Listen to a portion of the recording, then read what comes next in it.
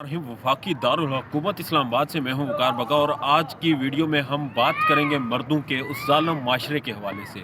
वो ऐसा माशरा जिसमें मासूम बच्चियों के साथ ज़्यादती की जाती है, वो ऐसा माशरा जिसमें ख़वातीन महफूज नहीं, वो ऐसा माशरा जिसमें जो सारी ताकत है, सारे इख्तियारात हैं वो मर्दों के पास हैं और औरतों को पाँव की जूती कहा जाता है।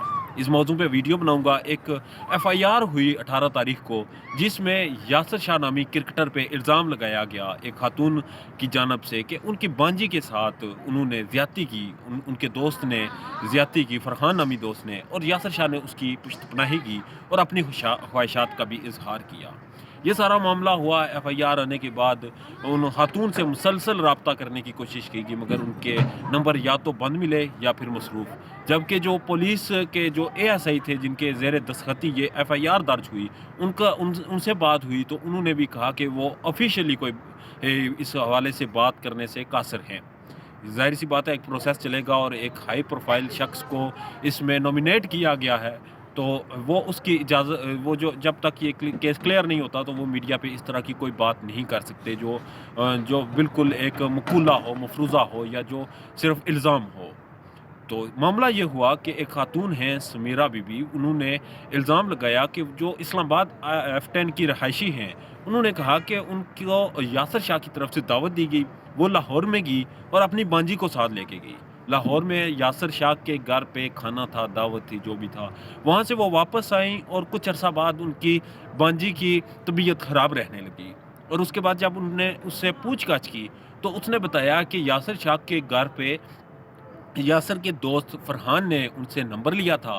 उसके बाद वो उनसे मिला इस्लामाबाद में किसी जगह पे, और उसके बाद उन्हें फिर वो बहला-फुसला कर वो ले गया और ज़्यादती की।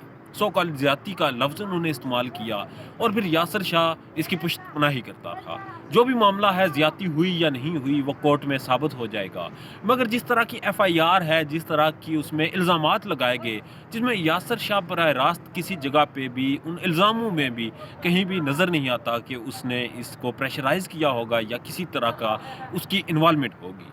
मगर फिर भी इस सारे मामले में यासिर शाह को घसीटा गया। एक ज़ाहिर-सी बात है, नेशनल लेवल का प्लेयर है, उसका नाम है, उसकी पर्सनैलिटी है, वो सारा इस सारे अमल में मुतासिर हुआ। उसकी ज़ाहिर-सी बात है करियर पे बहुत सख्त असर पड़ेगा इसका। मगर मामला ये है कि जिन खातून ने ये एफआईआर करवाई, उन पे भी एक सवालिया निशान आता है कि अगर यासिर शाह ऐसा इंसान था, तो उसके साथ इनके ताल्लुकात क्यों थे? वो कोई इनका रिश्तेदार था, इनका भाई था, इनका महरम था, जिनके घर ये दावत खाने गई और फिर अपनी भांजी को साथ लेके गई। और फिर बात ये हुई कि भांजी के साथ ज़्यादती हुई, 1 दफ़ा नहीं 2 दफ़ा हुई, और ज़्यादती जनाब गन पॉइंट पे हुई।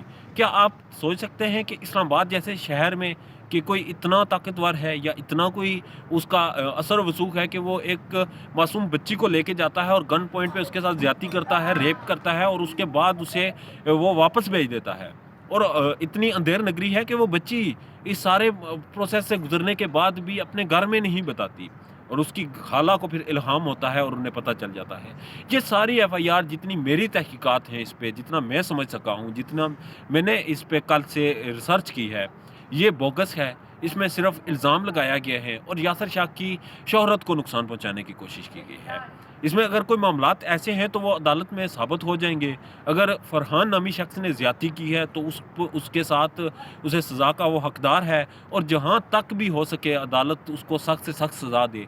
मगर बात ये है कि जब तक ये सारे इल्ज़ामात साबित नहीं हो जाते, यासिर शाह को किस चीज़ का किस वजह से उसको ये सज़ा दी जा रही है कि उसकी शोहरत को इतना बड़ा नुकसान दिया जा रहा है, उस पे इल्ज़ाम लगाया जा रहा है। मैं बज़ाते खुद इस चीज़ का सबसे बड़ा मुखालिफ हूँ कि अगर कोई किसी के साथ इस तरह की हरकत करता है, ना कि रेप, बल्कि अगर कोई किसी को हरासा भी करता है, तो उसको भी सख्त से सख्त सज़ा दी जानी चाहिए।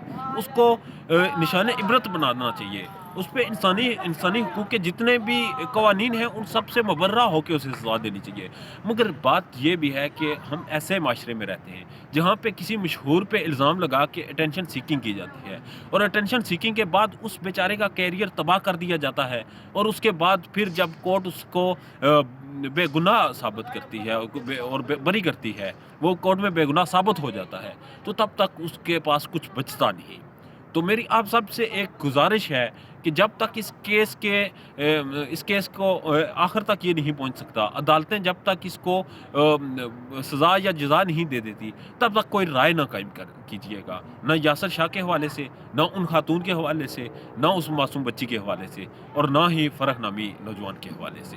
جب تک یہ عدالت کا کیس ہے، عدالت جب تک اس پہ فیصلہ دیتی ہے، تب تک دیکھنا پڑے گا کہ معاملہ کیا ہے۔ اپنا ڈھیر زیادہ خیال رکھیے گا، میرے چینل کو سبسکرائب کر لیں، بیل آئیکن کو کلک کر لیں، تاکہ میرا اور آپ کا ساتھ مستقبل کے لیے جڑا رہے۔ اللہ نگہبان۔